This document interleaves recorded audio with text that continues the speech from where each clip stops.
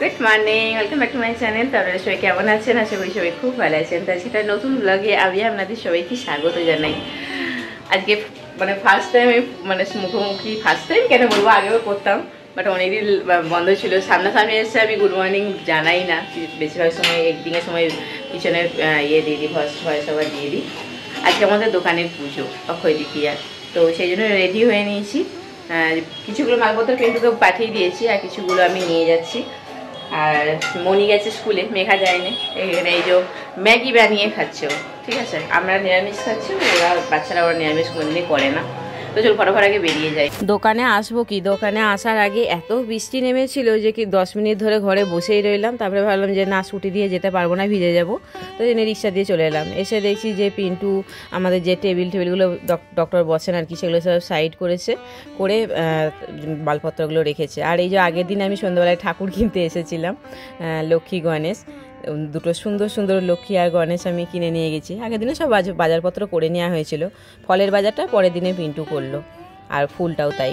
তো এই হচ্ছে আমার এই বছরে আমি পছন্দ করে কিনেছি, এই যে মা লক্ষ্মী আর গণেশ।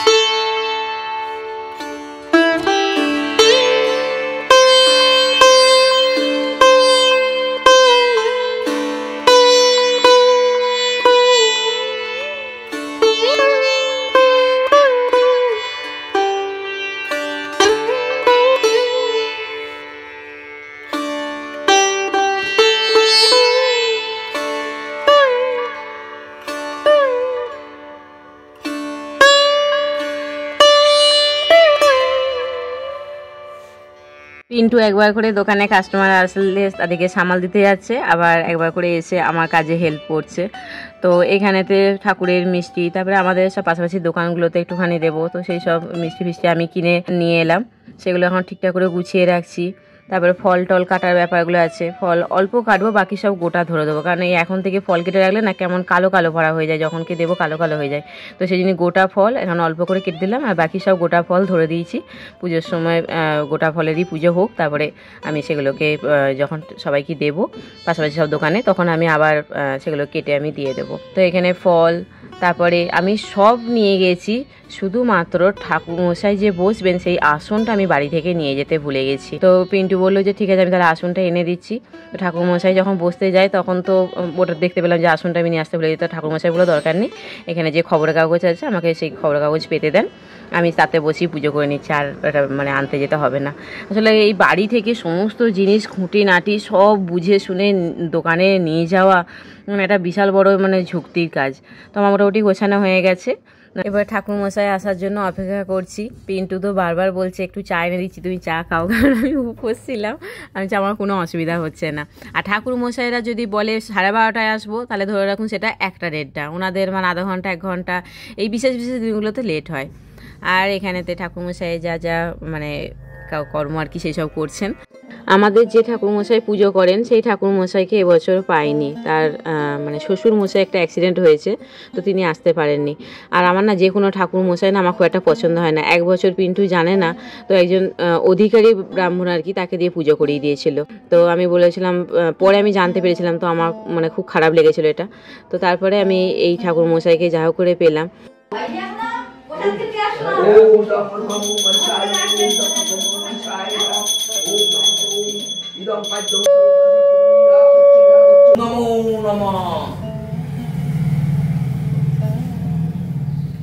আসলে কি বলতো, পুজোর সময়তে যদি না নারায়ণ যে ঠাকুরমশাইরা নিয়ে এসে বসিয়ে পুজো করে না, সেই ঠাকুরমশাই থেকে পুজো করালে আমার ভালো লাগে আর কি। এটা আমার পার্সোনাল ব্যক্তিগত ব্যাপার, আমি সেটা বলছি।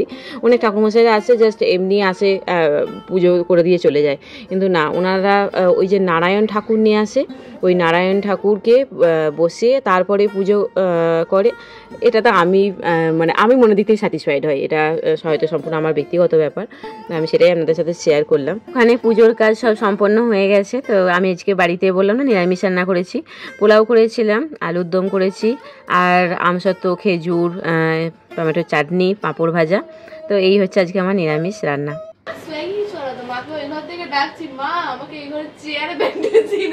টেবিলে ব্যাগটা আছে, এখান থেকে ওইখান থেকে নিতে পারবে না, আমাকে ওই রুম থেকে ডাকবে। আমি রুমে ছিলাম, ও মা এখানে এবার শোনো, আমি তাড়াতাড়ি করে তড়িঘড়ি করে এলাম।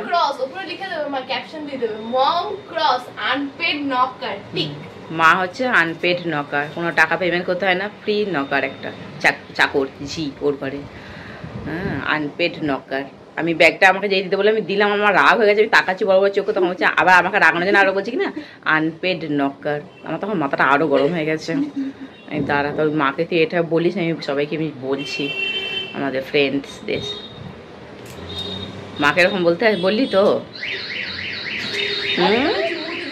আচ্ছা,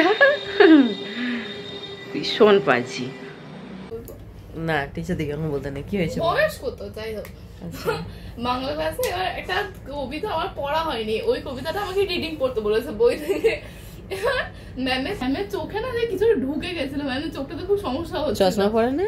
চশমা উনি পরে থাকেন, তো চশমাটা খুলে এবার আমাদের যে মনিটর ছিল তাকে বললাম ওয়াশরুম মানে স্টাফ রুমে যেতে। এবার আমি ভেবেছি কি আনতে বলবে, জল টল আনতে বলেছে, হয়তো খাবে, কারণ আমি তো বুঝতে পারিনি স্টাফ রুম থেকে চোখে ড্রপ নিয়ে আসবে।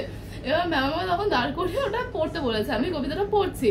কবিতাটাতে তো অলরেডি এমন এমন শব্দ আছে, বাঁশের কঞ্চি, তারপর ফুটো কেটে গেছে, চুলে গেছে, এই সমস্ত। এবার আমি যদি প্রথমবার পড়ছি, আমার মানে পড়তেও কি হাসি পাচ্ছে অলরেডি ভেতর থেকে। তারপর আবার ও এসে ম্যামকে বললো যে আমার চোখে ড্রপটা লাগিয়ে পড়ে আছে, পেছন থেকে ড্রপ লাগাচ্ছে। আমি আবার ভুল করে ওদের দিকে তাকিয়ে ফেলেছি, অলরেডি আমার ভীষণ হাসি পাচ্ছে কবিতাটা পড়তে, ওদিকে আবার তাকিয়ে দিয়েছে। আমার জাস্ট লাস্টের লাইনটা পড়া বাকি ছিল কবিতাটা, আমার এত হাসি পেয়ে গেছে, আমি পুরো বসে গেছি ম্যামের পারমিশন না নিয়ে। এবার ম্যাম সেটা নোটিস করেনি, ম্যাম বুঝতে পারেনি যে আমি হেসেছি, কারণ ম্যাম ওই চোখে ড্রপ লাগানো খুব কনসেন্ট্রেটেড ছিল। এবার সবাই আমার দিকে তাকাচ্ছে, আমি মানে এত হাসি আর কন্ট্রোল হচ্ছে না। কেন, কি এত কবিতাটা তাই আছে এত হাসি পাওয়ার কথা? কবিতাটা একবার পড়বে, কি ফানি, মানে কবিতাটা ফানি না, কিন্তু শব্দগুলো এমন এমন আছে। কবিতাটার মানেটা বুঝেছিস ম্যামের কাছ থেকে? হ্যাঁ, ও কিছু মানে তখন বুঝতে পারছিলাম না, বলে জাস্ট আমি পড়ে যাচ্ছিলাম শব্দগুলো পর পর, এজন্য এত হাসি পাচ্ছিল অলরেডি। স্কুল থেকে এসে রেগুলার একটা করে ডায়লগ, ফানি মোমেন্ট গুলো বলবে। আরেকদিন সে কি হয়েছিল যেন বলছিলি, সেটা আমার ইয়ে করা হলো না। বিরিয়ানি, হ্যাঁ বিরিয়ানি, ওই বাঁকড়া ছোটা বল না, ওটা কি হয়েছিল? ওটা আমার খুব ভালো লেগেছিল। আমাদের একটা কি দিয়ে বলেছিল, অনুমান দিয়ে বাক্য রচনা লিখতে বলেছিল। এবার আমি ইউজুয়ালি হাতটা তুলে অত মানে চ্যারিটি করে আমি আনসার বলি না, কিন্তু ম্যাম আমাকে সেই তুলে দাঁড় করেছিল বলে আমি বলেছিলাম যে বৃষ্টি হয়েছে দেখে চাষিরা অনুমান করেছিল যে এবার ফসল ভালো হবে, এরকম কিছু একটা বলেছিলাম। এবার ওরা ম্যামের পছন্দ হয়নি, ম্যাম ফার্স্টে বললো যে না সেন্টেন্সটা ঠিক আমার পছন্দ হচ্ছে না। তো এবার ওনার পছন্দ মতো আমি কি লিখবো সেন্টেন্স, ওনার মনে গেছে আমি কি করে জানবো। এবার ম্যাম আমার পাশের জনকে দাঁড় করে, পাশের জনকে বলতে বললো, মানে পাশের জনকে পাস করলো জিনিসটা। ও আরো একটা ফানি জিনিস, মানে ও আরো বোকা বোকা টাইপের একটা জিনিস বলেছে আমাকে। অলরেডি তখন ও কানে কানে বলছিল যে আমি এবার কি বলবো মিসকে, আমি যেটা লিখেছি সেটা তো আরো ফানি। আমি বললাম তুই ওটাই বল। তো ও বলেছিল যে আমি বিরিয়ানি করার জন্য অনুমান করে চাল নিয়েছিলাম। সেটা শুনে ম্যাম বলছে, মানে ওইটা ম্যামকে বললো, তখন তো অলরেডি মানে পুরো ক্লাস প্রায় হাসছে, আমারও হাসি পাচ্ছে ভীষণ।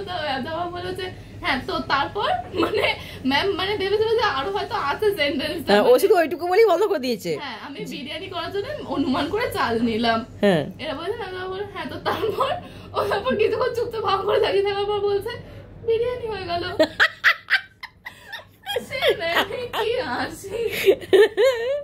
ম্যাম ভেবেছে বোধহয় এরপর আছে, তো সেই জিজ্ঞেস করছে এরপর কি হলো। খালি করে বোকার মতো নাই দেখে বলছে বিরিয়ানি হয়ে গেল।